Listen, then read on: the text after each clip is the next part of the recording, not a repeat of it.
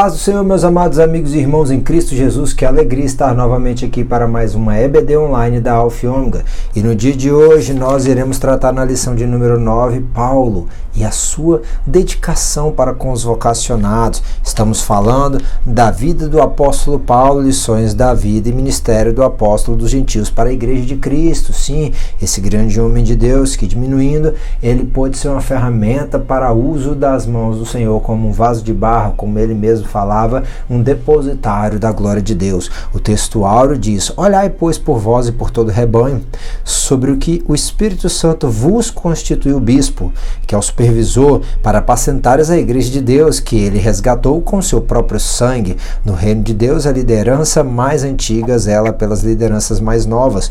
Os jovens vocacionados precisam de cuidado e de zelo, né? Vocacionados, sim, vocacionados.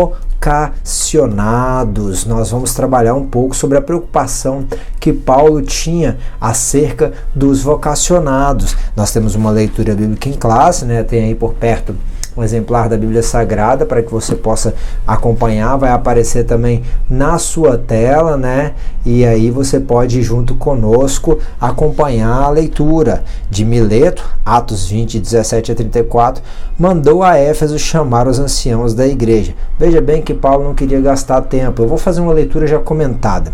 Ele não queria gastar tempo, né, em Éfeso novamente. Então ele chama os anciãos da igreja de Éfeso em Mileto, né? E logo que chegaram junto a ele, disse-lhes: vós bem sabeis que desde o primeiro dia que entrei na Ásia, como em todo esse tempo, me portei no meio de vós. Ele está falando àqueles vocacionados, ele está falando aos líderes da igreja de Éfeso, aqueles que queriam dar continuidade do trabalho que ele pregava com testemunho, o testemunho dele, como ele se portava no meio do povo, era conhecido de todas as pessoas, servindo ao Senhor com humildade e com muitas lágrimas, sim, em meio às tentações que pelas ciladas dos judeus sobrevieram. Ele vai falar dos judeus, ele vai falar dos romanos, ele vai falar das perseguição dos falsos irmãos, entre tantas outras coisas. Sim, ele vai falar que o ministério dele foi em meio a lágrimas, em meio a choro, que ele colocava diante do Senhor em oração e com muita humildade. Sim, como nada que é útil seja, deixei de vos como que nada que útil seja, deixei de vos anunciar e ensinar publicamente pelas casas. Veja bem, ali na frente ele vai falar que ele falou toda. Sim, Paulo, ele não quis falar somente aquilo que era agradável, aquilo que ele queria, seja para exortar, seja para consolar, não falava só coisas pesadas, ele não falava somente coisas doces, agradáveis ao ouvido, ao ego humano, não. Ele falava tudo aquilo que era útil, e era tudo. Ele não deixou de falar nada que fosse útil para a edificação, né? E publicamente ele ensinava, fazer conhecido como um arauto, né? Anunciava publicamente. Isso não era somente para o grupo específico dos líderes de Éfeso ou da região da Ásia onde ele estava atuando, era para todos aqueles que quisessem ouvir, sim, e publicamente também nas reuniões que aconteceu nas casas, porque a igreja se reunia nas casas e se reunia também, né, nas sinagogas e em locais públicos, testificando, dando testemunho aos judeus como aos gregos da conversão a Deus e a fé em nosso Senhor Jesus Cristo. Ele dava testemunho da conversão dele, sim, falando aos gregos que agora Deus não fazia acepção de pessoas, mas um só se tornava o corpo de Cristo junto com os judeus. E eis que agora estou ligado pelo Espírito e vou para Jerusalém, não sabendo o que lá me há de acontecer, senão o que o Espírito de cidade em cidade me revela, dizendo que me esperam muitas tribulações e prisões. Ele estava preso, ele já sabia, porque o profeta falou que o dono daquele cinto, você lembra da história, iria ser ligado, iria ser levado preso, ele iria passar pela prisão, iria apelar para César, iria até Roma um pouco mais à frente. Ele já sabia de tudo isso, das tribulações, das angústias, das prisões, das dificuldades que ele iria padecer. Mas ele estava sendo orientado pelo Espírito Santo, né? E ele estava agora indo de acordo com a vontade do Espírito Santo, mas nada tem a minha vida por preciosa. Ele sabia o que iria acontecer, mas o valor precioso para ele era cumprir o chamado. Então ele já deixa uma mensagem aqui aos vocacionados, ele já deixa uma mensagem aos jovens, aos líderes, não só em Éfeso, mas como em todo lugar, que o que era importante é que com alegria ele cumprisse a carreira, ou seja, a corrida, a trajetória, ele chegasse até o fim, a linha de chegada, ele cumprisse, né, o que ele vai dizer em Timóteo Timóteo, depois acabei a carreira, combati o combate, guardei a fé. Tem que ir até o final, realizar o propósito, sim, o ministério que recebi do Senhor para dar testemunho do evangelho da graça de Deus. Ele recebeu um ministério, ele estava ajudando, remando, fazendo o barco chegar até onde tinha que chegar, né, um lugar seguro. E ali, agora, na verdade, sei que todos vós, 25, por quem passei pregando o reino de Deus, não verei mais o meu rosto. Portanto, no dia de hoje, protesto. Olha, lembremos, nós somos protestantes, né? Nós estamos aqui não para ficar levantando nossas mãos em causas públicas, ideológicas, sociais, das mais diversas que se apresentam na sociedade hoje. Mas o nosso protesto, ele vem através da pregação da palavra. Por que protesto, Diego?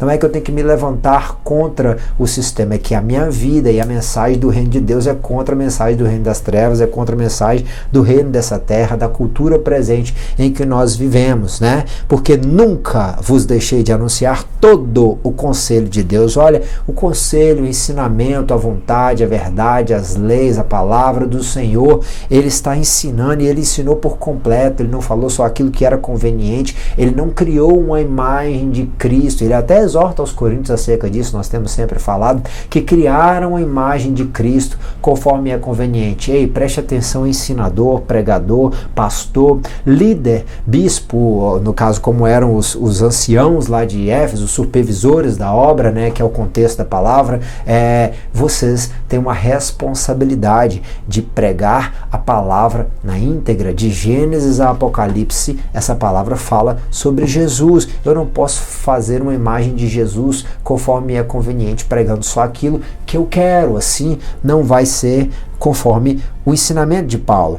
Olhai por vós e por todo o rebanho. Primeiro por vós, veja o seu testemunho, cuida da sua saúde espiritual, saúde emocional, saúde intelectual, saúde física, cuida do seu testemunho, cuida da sua família, cuida das suas finanças, para depois você olhar pelo rebanho, a qual Deus te constituiu, como o Espírito Santo vos constituiu como bispos, que eu já falei, é o supervisor, a mesma coisa que o presbítero, é os anciãos, né, aqueles que estão responsáveis como autoridade sobre a igreja para apacentar a igreja que ele resgatou com o seu próprio sangue. Veja bem que a igreja não é do pastor, a igreja não é do presbítero dirigente da congregação, a igreja não faz parte, ainda que os seus alunos, estudantes na escola bíblica estejam sob a sua tutela, a qual você ali é o responsável, eles não são seus, eles são do Senhor, foram comprados com o sangue de Jesus. Ei, até mesmo a sua própria vida não é sua, você está administrando ela para a glória de Deus, a sua família, bem como os seus bens, sua empresa, os seus negócios, enfim, tudo está nas nossas mãos para que nós venhamos a lembrar que o Senhor nos permitiu assim administrar, para que o nome dele seja glorificado, e se tratando de pessoas, lembrando que essas pessoas são do Senhor, são a igreja do Senhor, que foram compradas com o sangue de Jesus. Por isso, depois da minha partida, eu vos exorto, né, que entrarão no meio de vós lobos cruéis, que não perdoarão o rebanho. Figura da batalha espiritual que vai acontecer, e Paulo já está falando ao povo de Éfeso acerca dos maus obreiros, também dos falsos profetas. Dentre eles, vós mesmos se levantarão homens que falarão coisas perversas para atraírem os discípulos após si, né? Portanto, vigiai, lembrando-vos de que durante 3 anos não cessei de noite e de dia de vos admoestar com lágrimas a cada um de vós. Bem, veja bem que lá em Filipenses ele vai falar que alguns adoram, tem o seu ventre como Deus, né? Alguns desses falsos líderes que são vaidosos, homens que adoram a si mesmos. E Paulo aqui, ele estabeleceu um ministério de 3 anos na cidade de Éfeso, foi onde ele mais ficou, foi onde ele mais desenvolveu, não somente a pregação, não somente trazendo as almas para Cristo, mas levantando ali um corpo de obreiros, porque ele sabia que ninguém trabalha sozinho, e ele tinha uma preocupação que esse corpo de obreiros tivesse uma vida espiritual fervorosa, mas tivesse uma vida espiritual embasada nas escrituras, né? Que ele agora deixaria fundamentos fundamentos ainda mais sólidos a partir daquilo que o próprio Cristo havia revelado para ele, de modo que essas pessoas também deveriam assim buscar uma integralidade da caminhada, uma vida equilibrada, e para isso eles precisariam de muita sobriedade diante das adversidades, diante das falsas propostas que lhes seriam apresentadas, né? Precisamos lembrar do contexto da filosofia grega, romana, do contexto do muito misticismo que envolvia aquele povo, e não é diferente do nosso meio. Hoje ainda somos bombardeados pela comunicação, de modo que somos assim o tempo inteiro tentados, e o tempo inteiro nos oferecem bandejas para que venhamos a estar distraídos, perdendo foco no alvo, que é Jesus, o autor e consumador da nossa fé. Portanto, vigiar é o que eu falei, o líder, o vocacionado, ele precisa ter vigilância, ele precisa ser sóbrio. Vigiar, lembrando-vos que durante 3 anos não cessei de noite e dia vos admoestar. Era um ensinamento que chamava ali de uma forma talvez mais dura, ou até mesmo confrontando a uma realidade, a observância da realidade como de fato ela é. Prestem atenção, vigiar, eu estou vos admoestando, vos ensinando de uma forma mais forte, e também com lágrimas a cada um de vós. Paulo fazia tudo aquilo sentindo a dor e a angústia, como ele falou aos Gálatas lá na frente. Nós vamos entrar bastante nos textos de Gálatas. Ele gerou a igreja de Gálatas e agora teria que gerar novamente, sentindo as dores do parto, por conta que aquele povo corria bem, mas agora quem os impediu de correr? Eles andavam bem, mas retrocederam na caminhada. Ele vai falar: irmãos, encomendo-vos a Deus, entrego as vossas vidas, os vossos espíritos a Deus, e a palavra da sua graça, a palavra, sim, tudo é pela palavra. Ele é poderoso para vos edificar e dar herança entre todos os santos. Edificar na palavra, vos tornar como uma casa firme, sólida diante das intempéries da vida, né?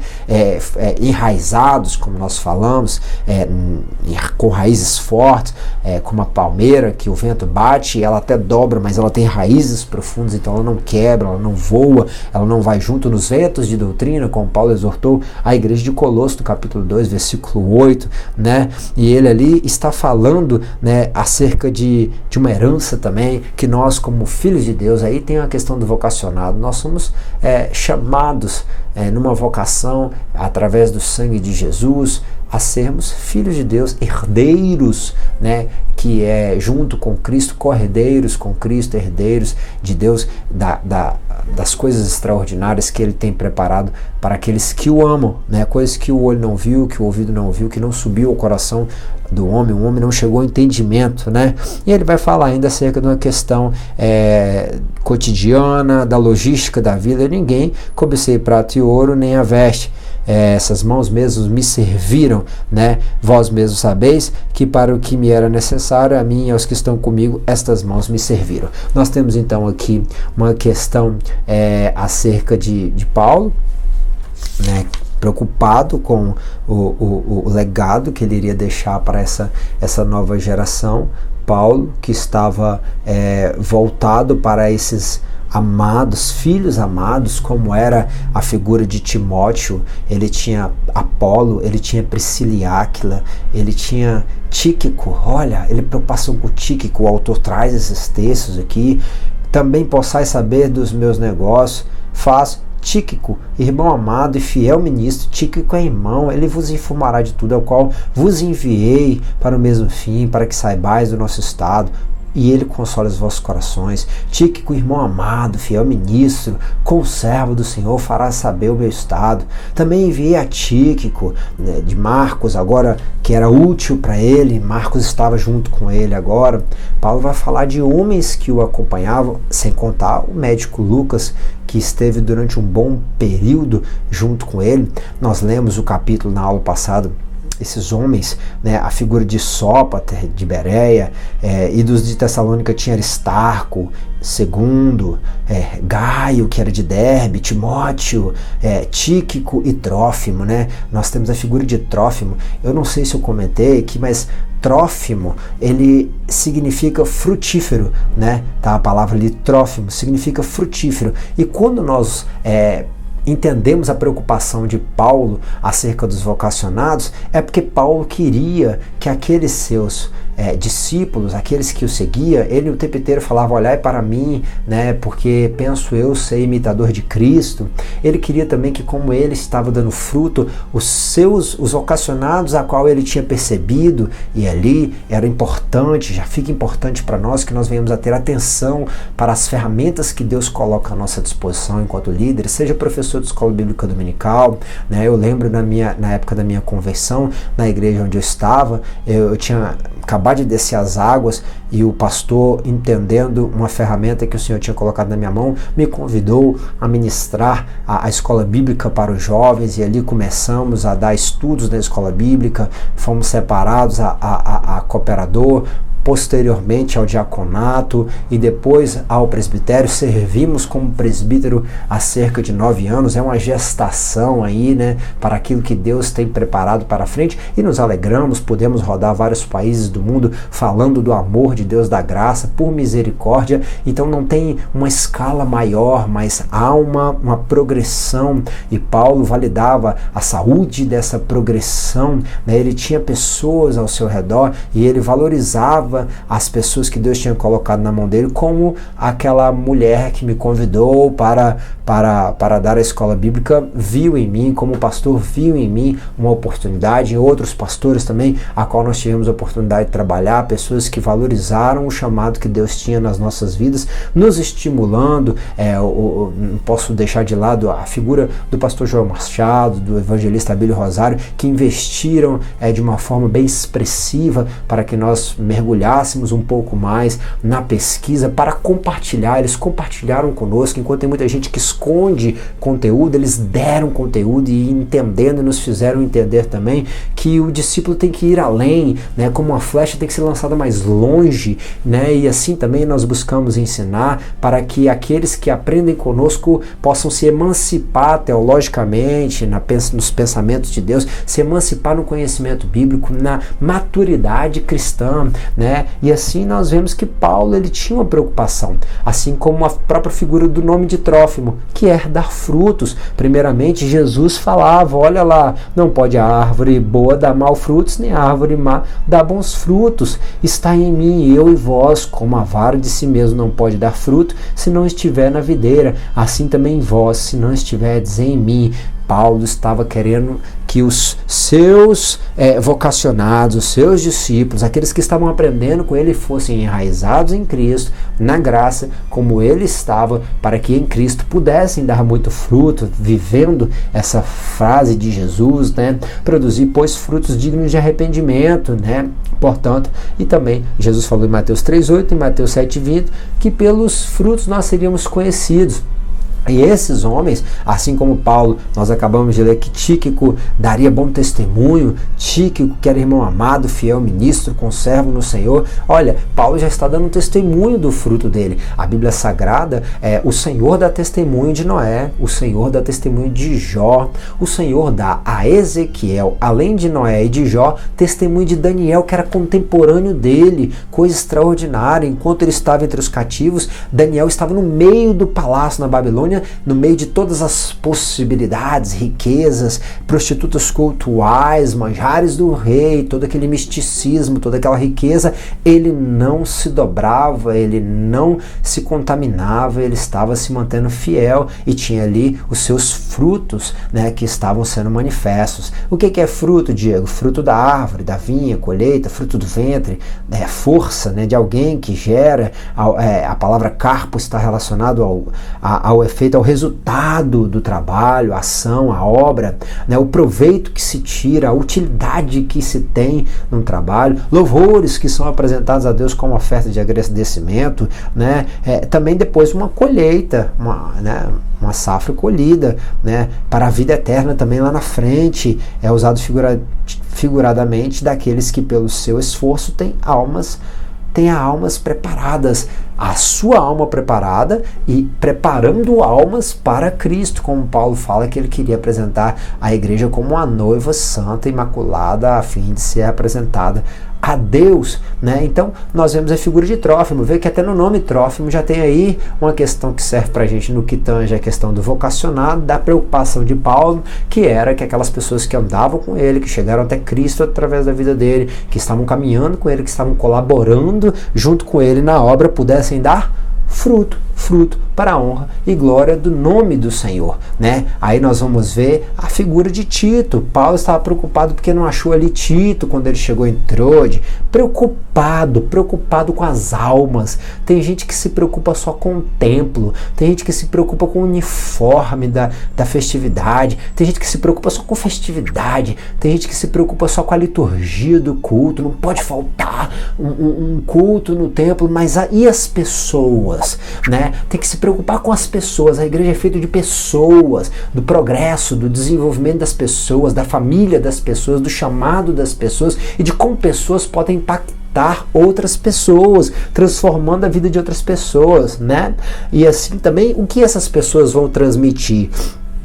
Porque Paulo sabia que naquela época já havia uma certa falsificação da verdade, né? Mas ele está falando aos Coríntios lá, o capítulo de número 2 da segunda carta, porque nós não somos, como muitos, falsificadores da palavra de Deus. Antes falamos de Cristo com sinceridade, como na presença de Deus. Olha, nós estamos constantemente diante de Deus, nós podemos esconder muitas coisas dos homens, das lideranças, de outras pessoas lá fora, mas de Deus não. Então Paulo está lembrando, nós somos pessoas que não queremos falsificar a palavra de Deus, não queremos falsificar a palavra de Deus, nem pregando distorções da palavra e nem também pregando só aquilo que nos é conveniente, para que também a nossa vida não venha a ser desabonada. Não, eu tenho que pregar aquilo que eu vivo e buscar viver aquilo que eu prego. Sim, será porém mais bem-aventurado se ficar assim, segundo o meu parecer, e também eu cuido que tenho o Espírito de Deus. Paulo está falando acerca de vários assuntos, em especial sobre a questão do casamento ali, mas ele nos deixa aqui através desse versículo também de 1 Coríntios 7:40, que nós devemos buscar estar de acordo com aquilo que nós aprendemos, de acordo com a palavra, entendendo que Paulo ele era um exemplo e ele buscava andar conforme o Espírito de Deus, né? E assim também nós que temos pessoas, temos que dar um bom testemunho, porque pessoas estão nos vendo, estão nos observando, né? Por esta causa vos mandei Timóteo, que é meu filho amado, fiel no Senhor, a qual vos lembrará dos meus caminhos em Cristo, como por toda parte ensino em cada igreja. Eu sei que você aí, onde está vendo essa aula da escola bíblica, poderá ou poderia contar o testemunho de alguns servos do Senhor, homens e mulheres que impactaram não somente a sua vida, mas a vida de outras pessoas durante momentos da sua caminhada. Sim, é isso que Paulo está falando, ó. Timóteo pode falar quem eu era. Será que alguém pode falar e falar bem da gente? Será que nós temos, como que nós temos interferido na vida das pessoas, influenciado a vida das pessoas e como temos sido também influenciado pelos contextos que nos cercam? Será que isso tem gerado fruto para louvor do Senhor? Porque a árvore que não dá fruto ela é cortada e ela é lançada no fogo, mas nós temos que dar fruto, fruto para a glória de Jesus. Nós vemos ainda aqui no texto de 1 Tessalonicenses 5 uma exortação, na verdade, ele está ali falando, deixando preceitos à igreja de Tessalônica, né? Rogo também, irmãos, admoesteis os desordeiros, consoleis de pouco ânimo, sustenteis os fracos, sejais pacientes para com todo. Ele sabe que ia ter desordeiro, ele sabe que ia ter pessoas sempre que ia causar problema, ele sabe que nem todo mundo no meio do redil do Senhor é ovelha.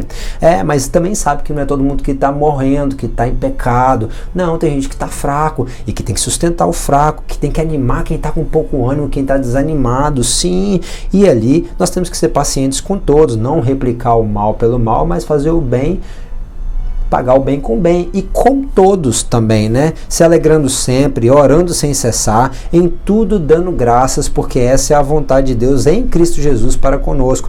Não extingais o Espírito. Veja bem, tem igrejas que já acham que o Espírito cessou, a atuação do Espírito Santo, ele não pode mais atuar com poder, milagres, maravilhas como atuavam antes. Não permita que venha se extinguir o Espírito, não desprezeis as profecias. Deus ainda usa com dom de profecia Messias, sim. Examinai a tudo, retende o bem. Nós precisamos ser prudentes, termos discernimento, né? Foge de toda aparência do mal, e o mesmo Deus de paz os santifique em tudo, em todo o vosso espírito, alma e corpo sejam plenamente conservados e irrepreensíveis para a vinda do nosso Senhor Jesus. Eu já falei aqui, e vale repetir, o texto aqui traz a palavra mesmo Deus de paz. A palavra paz, Irini, está relacionada a Shalom no Velho Testamento, que é uma palavra das mais fortes de toda a Bíblia Sagrada. Essa palavra tem um contexto também de saúde. Então o nosso Deus, ele é um Deus que busca nos conceder uma vida equilibrada. Ele nos dá saúde no espírito, na alma e no corpo. Então Paulo está preocupado com a vida espiritual dos seus vocacionados, dos seus discípulos, daqueles que estão o seguindo a Cristo e que ele está capacitando. Ele está preocupado com a alma, com os sentimentos, com as emoções, com as aflições, com as angústias, com as dificuldades, né? Bem como ele também, a própria segunda carta de Paulo aos Coríntios, fala muito das angústias, das aflições que Paulo sofreu, padeceu por conta do chamado, por conta das igrejas, das perseguições e tudo que ele viveu. E ele está preocupado também com a saúde física, né? Para Timóteo, lá em 1 Timóteo, Paulo vai escrever que não bebais somente água, mas usa também um pouco de vinho, por causa do teu estômago e das tuas frequentes enfermidades. Não, o vinho, como já falamos, é um contexto de oinos, tinha o suco da uva que era espremido na hora, aquele que ficava ali fermentando, o outro que já era feito para fermentar mesmo, e o outro que era misturado com outras bebidas alcoólicas, que era chamada bebida forte, e o que Paulo está falando é desse que Jesus bebia, que era espremido na hora ali, o fruto da uva, o fruto da vide, né? Esse que cientistas hoje já comprovam, tem propriedades alcalinas maravilhosas, não somente para o estômago, mas para várias outras áreas da saúde do ser humano. Então, nós vemos aqui Paulo se preocupando com a saúde. Ele se preocupava com a saúde de Trófimo, por exemplo. Ele deixou Trófimo doente em Mileto. Trófimo talvez queria ir com ele estava preocupado porque Mileto tinha ali segundo alguns, o melhor centro de medicina, de cuidados. Então ele deixou Trófimo num lugar que era o lugar melhor para ele se cuidar, né? Nós temos que ter cuidado dos nossos vocacionados, saber como está a saúde deles. Missionários, pastores, muitos pastores estão tirando a própria vida, porque não são pastoreados, não são cuidados. Eles cuidam de tantas pessoas, mas em momentos difíceis eles não têm ninguém para poder os apoiar, para poder romper as barreiras que a vida apresenta. Paulo preocupava com os vocacionados. Assim também que você tem que se preocupar com a sua saúde, essa sua saúde física, que é o templo do Espírito. O Senhor falou que aquele que destrói o templo do Espírito, o Senhor destruirá. Cuidar da saúde física, a ferramenta de trabalho nessa terra que você tenha necessário, cuidar com o que come, cuidar o tempo que dorme, que descansa, né? O descanso para voltar com mais ânimo ainda para fazer a obra do Senhor. Paulo se preocupava com tudo isso, e em especial ele se preocupava com com toda essa conjunto de heresias que estava envolvido no seu contexto, né? Apareciam muitos falsos doutores, os judaizantes, os gnósticos, o ambiente que cercava a igreja primitiva, bem como aqueles que estavam aprendendo com Paulo, era muito conturbado ideologicamente falando, religiosamente falando também. Em Atenas, capítulo 17, ele chega a falar aos atenienses: eu vejo que vocês são em tudo muito místicos, outras traduções muito religiosos, né? Existia um misticismo, um espiritualismo muito grande, e isso se misturava em muito secretismo religioso, muitas linhas isso deturpava quando as pessoas vinham para o Evangelho. Ele tinha essa preocupação de pessoas não deturpar. Olha o que Paulo vai falar aos Gálatas, capítulo de número 1, versículo 6. Maravilhe-me que tão depressa passasseis daquele que vos chamou a graça de Cristo para outro evangelho, o qual não é outro, mas há alguns de vós que inquietam e querem transtornar o evangelho de Cristo, mas ainda que nós mesmos ou um anjo do céu vos anuncie outro evangelho além do que vos temos pregado, seja anátema ou amaldiçoado. Mais uma vez eu repito, se alguém anunciar outro evangelho que já recebeste, seja anátema. Porque eu persuado agora a homens ou a Deus? procura agradar a homens? Se estivesse ainda agradando aos homens, não seria servo de Cristo. Mas faço-vos saber, irmãos, que o evangelho que por mim foi anunciado não é segundo os homens, porque não recebi nem aprendi de homem algum, mas pela revelação do próprio Jesus Cristo. Em Atos 20, versículo 18 e 19, ele está terminando o discurso dele, está falando que ele ensinou sobre tudo que era útil, ele não deixou de falar nada que era importante, mas ele também vai lembrar, olha, eu ainda em dia entrei na Ásia, como que em todo esse tempo me portei no meio de vós, servindo ao Senhor Jesus com toda humildade. Agora eu estou preocupado porque vocês vão ser colocados no meio de lobos. Cuidado, que vocês ainda vão estar no meio de lobos, homens que vão pedir as vossas almas, lobos devoradores, né? Olhai por vós e por todo o rebanho sobre o qual o Espírito Santo vos constituiu bispos para apacentares a igreja de Deus, que ele resgatou com o seu próprio sangue. Porque eu sei que depois da minha partida entrarão no meio de vós lobos cruéis que não pouparão o rebanho, e que entre vós mesmos se levantarão homens que falarão coisas perversas para atraírem os discípulos. Ele está falando que iriam haver tempos difíceis, assim como os gálatas estavam voltando aos costumes judaizantes, né? Tem gente hoje que está querendo colocar o kippá, tem gente que está querendo colocar o talite, tem gente que está querendo ficar lendo pergaminho, tocar shofar, entrando por vários contextos, trazendo o judaísmo para dentro da igreja em termos litúrgicos, mas também tem gente que é fariseu, que é judaizante, porque condena forma de comer, valoriza mais dias, datas e festas. É como se a graça não bastasse, como se houvesse meios de salvação além da graça, né? Isso tudo precisa ser observado. O povo da Galácia estava voltando ao judaísmo, né? As práticas judaizantes, ou querendo introduzir, exigindo algumas coisas, né? Como por exemplo a circuncisão,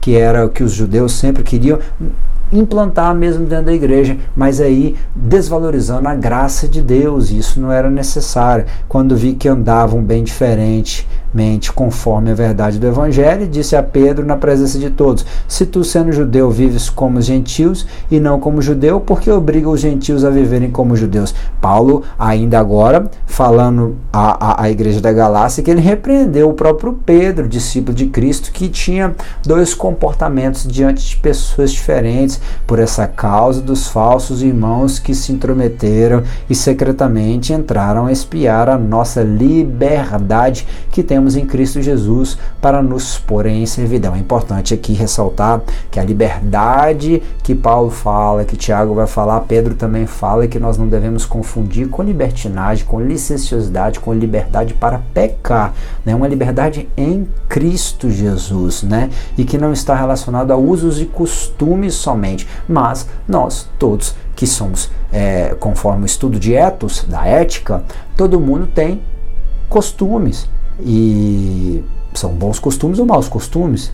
E quanto igreja, quanto um grupo, nós temos os nossos hábitos, os nossos costumes, que são de cidadãos dos céus. Então também não é só desvalorizar, isso aí usa costume, isso aqui é doutrina, isso aqui não. Não é bem por aí. Eu estou falando de questões judaizantes que a gente precisa se reparar e ver se nós não estamos de uma forma ou de outra aplicando no nosso cotidiano. Né? Alguns tinham descido e ensinavam a seus irmãos: se não vos circuncidados conforme o uso de Moisés, não podereis salvar-vos. Ainda Atos 15 está relatado: todos que querem mostrar boa aparência na carne, esses vos obrigam a circuncidar-vos, somente para serem perseguidos, não serem perseguidos. Era uma forma até de fugir, né? Para não ser perseguido por causa da cruz de Cristo. E Paulo aos Filipenses vai falar que alguns desses negam a Cristo, né? Crucificam a Cristo novamente, são inimigos da cruz de Cristo. Mas tudo isso já havia sido falado por Ezequiel, capítulo de número 34. Ele exorta os falsos pastores. Jeremias 12: muitos dos pastores destruíram a minha via, pisaram meu campo, tornaram em desolado deserto meu campo desejado. Ai dos pastores que vos destroem e dispersam a ovelha do meu pasto, diz o Senhor. Jeremias 23. Muitos ainda maltratam. O Senhor falou que ai daquele que quando ele voltar achar os líderes maltratando os seus servos, né, os seus irmãos, né? Nós temos que cuidar da igreja do Senhor que foi comprada com sangue. Mateus 7,15, cautelai-vos, porém, dos falsos profetas que vêm até vós vestidos como ovelhas, mas interiormente são lobos devoradores. Veja que Paulo fala dos lobos e agora Jesus também está falando dos lobos. Pedro ainda fala: houve entre o povo falsos profetas, como entre vós haverá também falsos doutores, que introduzirão encobertamente heresias de perdição. Ninguém chega falando eu sou herege, ninguém chega falando isso aqui é mentira, ninguém chega falando isso aqui é distorção, ninguém chega falando eu sou lobo, eu sou falso profeta, eu sou o mercenário, ninguém chega falando isso, é encobertamente, ou até mesmo na melhor das intenções, impregnado por uma série de questões dessa vida, distorcem o texto bíblico. Isso é perigosíssimo, né? Negarão o Senhor, que o resgatou, trazendo sobre si mesmo repentina perdição, e muitos seguirão as suas dissoluções. Dissolução aqui é concupiscência, é cobiça, são desejos desenfreados, né? Isso é importantíssimo a gente lembrar. E por avareza farão de vós negócios com palavras fingidas, pessoas que se importam com a igreja, mas vendo a lã da ovelha somente, o recurso financeiro, querendo enriquecer com a obra, sobre os quais já de largo tempo não será tardia a sua sentença e a sua perdição não dormita, mas estes como animais irracionais, porque perdeu o temor, e o temor do Senhor é o princípio da sabedoria. Quem não está andando na sabedoria de Deus é como um animal irracional, que seguem a natureza, feitos para serem presos e mortos, blasfemando do que não entendem, perecerão na sua corrupção, recebendo o galardão da injustiça, pois que tais homens têm prazer nos deleites cotidianos. Nódoas são eles e máculas, deleitando-se em seus enganos, se alegrando nos seus próprios enganos. Vejam bem, quando se banqueteiam convosco, tendo os olhos cheios de adultério, lascívia, sensualidade, e não cessando de pecar, engodando as almas inconstantes, tendo o coração exercitado na avareza, são filhos de maldição. Pedro ainda vai pegar mais pesado, mas também vai deixar aqui um relato para nós que cuidado, hein? Olha, eles estão aqui deixando vocês que são mais inconstantes, engodados, né? Enraizados no erro, no pecado. Ainda outra passagem da Bíblia vai dizer que alguns chegam a atrapalhar aqueles que estavam encontrando a salvação, a libertação, com os falsos ensinamentos. Ainda aparece aqui o texto de 2 Timóteo, capítulo de número 3, sabe, porém, isso que nos últimos dias sobrevirão tempos trabalhosos. Vai aparecer aí, na sua tela, tempos perigosos no original. Por quê? Porque a tua alma vai estar em risco, sim. Haverá homens amantes de si mesmos, avarentos, presunçosos, soberbos, orgulho, vaidosos, blasfemos, negando a Cristo. Achou carriça, brincadeira no Instagram, no WhatsApp, debochando de Deus. É perigoso isso. Blasfêmia isso, desobediente aos pais e mães, ingratos. Hoje uma geração de filhos mimados que ficam até 30, 40 anos, garotões de 50, 60 anos dentro da casa dos pais, ingratos, profanos, sem afetos naturais, irreconciliáveis.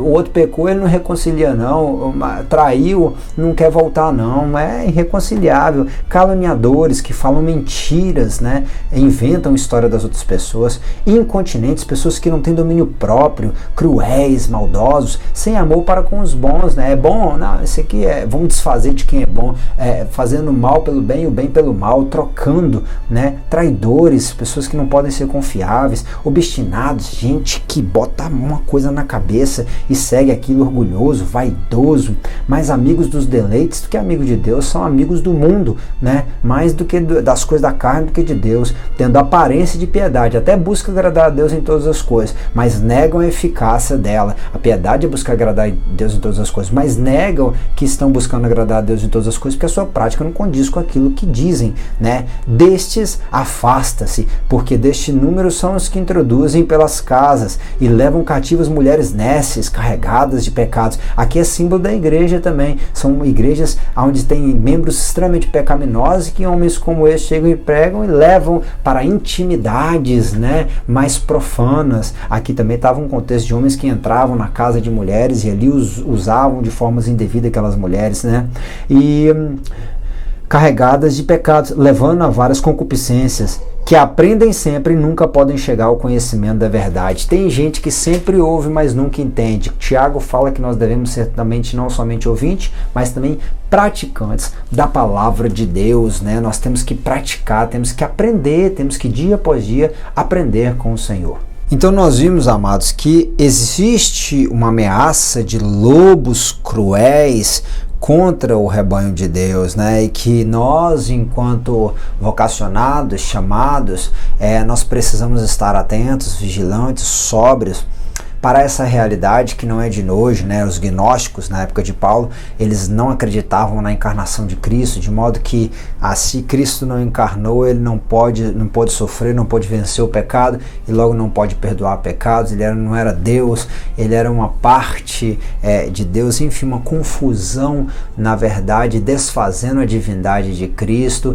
e valorizando a carne como sendo totalmente desprezível, de modo que Deus não atentaria para ela, então poderia ser vivido a forma que quisesse na sua carne, né? Então, assim, o homem poderia viver de qualquer jeito, dissolutamente. Então, nós precisamos entender que existem muitos contextos. Hoje, muitas pessoas falam que Deus não se preocupa mais com a nossa vida, com aquilo que fazemos, né? Que Ele só quer o nosso coração. Não é bem por aí, né? Nós precisamos valorizar o testemunho, viver de uma forma santa, porque sem santidade ninguém verá ao Senhor, né? O mesmo Deus de paz vos santifique. Paulo tinha essa preocupação, né? Que eles sejam santificados, que tenham uma vida fortalecida, saudável, e que isso gere paz no espírito, uma vida de oração, uma vida de jejum na alma, a mente de Cristo, forjada pela palavra, sentimentos e emoções, tende em vós o mesmo sentimento que houve em Cristo Jesus, a renúncia. E aqui também é importante nós falarmos o que Paulo fala no último versículo ali de Atos 20, 34, que era o tema da leitura bíblica em classe, que ele não quis ser pesado, não cobiçou nada de ninguém, mas que as mãos dele proveram para ele as necessidades dele. Isso na igreja que estava em Éfeso, ele falou isso aos coríntios também, mas também disse que o obreiro é digno do seu salário, que aquele que não pode fechar a boca do boi que debulha. Nós precisamos sim atentar para aqueles vocacionados que estão ao nosso redor, como Paulo levantou ofertas para a igreja que estava em Jerusalém, como ele recebeu ofertas de Filipos e de outras igrejas para o trabalho que ele desenvolvia. Nós precisamos visualizar aqueles que têm um chamado e que não têm às vezes condições, e que investir neles, né, para que eles cresçam em conhecimento, para que venham a desenvolver a obra do Senhor, até mesmo a estrutura logística para que a sua família tenha uma subsistência, para que eles tenham mais tempo para orar, para jejuar, para estudar a palavra, para se dedicar ao ministério, né? Nós precisamos valorizar o missionário, entender que missionário tem família, tem filhos, né? Filhos estudam, todos esses contextos que estão relacionados à vida de um vocacionado, né? Nós precisamos entender como Paulo ele trabalhava, e em alguns momentos nós vamos ter que ser como levantadores de tenda, e aí tem o work mission. Tantos pastores trabalham também na vida secular porque a igreja não tem condições de arcar com o sustento do obreiro. Ele está nos ensinando que o obreiro não deve ser ganancioso, não deve ser de torpe ganância, né? Não deve ser voltado para o recurso. Eu particularmente acredito que não se deva cobrar para pregar, né? Mas a igreja ela tem que contribuir para que o obreiro, aquele que se dedica a estudar, se dedica a pesquisar, investir em livros, gastando também tempo naquilo, ele possa ter uma certa comodidade, vamos dizer assim, não passar necessidade. Nós precisamos atentar para o equilíbrio, a saúde financeira também do obreiro, do vocacionado, né? E Paulo está falando que ele não quis ser pesado para ninguém, principalmente para pessoas vaidosas, pessoas que se acham, pessoas que muitas das vezes estão somente observando os escândalos de muito, que infelizmente Jesus falou que não tinha como que não viesse o escândalo, mas ai daquele pela qual o escândalo vier, né? Tem gente que está observando somente quem está roubando e está deixando de ajudar quem de fato precisa, né? Nós temos que tomar cuidado com isso, né? É uma das questões que estão relacionadas aos vocacionados. A vida do apóstolo Paulo deixa um grande legado para os obreiros da atualidade, é o que está na conclusão.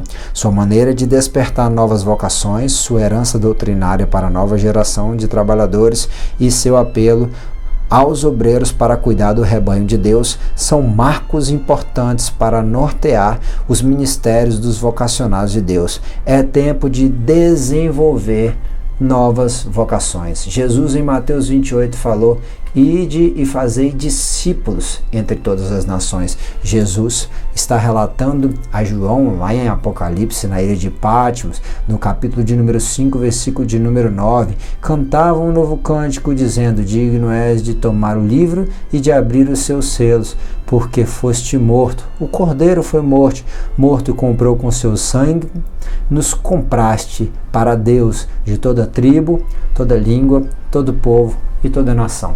Nós precisamos entender que não são só as nações que esperam. No meio das nações, como no Brasil, tem várias tribos, tem várias etnias. Etnê são povos, existem ciganos, existem índios, existem quilombolas, né? No meio do continente africano existem milhares de vilas, milhares de tribos, milhares de linguagens, milhares de línguas, de culturas, e o Senhor nos convidou para pregar o Evangelho a esse povo e levantar no meio deles obreiros vocacionados a entender, né, pessoas no meio desse povo que podem vir a fazer um trabalho ainda mais amplo, dando sequência no crescimento da igreja do Senhor. Nós precisamos fazer como Jesus, né, como João viu ali o anjo falando em Patmos acerca do Cordeiro que foi morto e comprou com seu sangue todo povo, toda língua, toda tribo, toda nação. É etnê, é muito mais amplo, e nós precisamos valorizar isso. E também, como Paulo, eu encerro a minha aula hoje trazendo para você, meu amado professor. Se essa aula te ajudou, deixa aí o seu like, o seu curtir, o seu gostei, compartilha com outras pessoas, deixa o seu glória a Deus no comentário. E nunca se esqueça o que está escrito em 1 Coríntios capítulo de número 15. Não se esqueça e transmita isso àqueles que estão aprendendo contigo, àqueles que você entendeu como vocacionados, para que eles também sejam estimulados. Portanto, meus amados irmãos, sede firmes e constantes, sempre abundantes na obra do Senhor, sabendo que o vosso trabalho não é em vão no Senhor.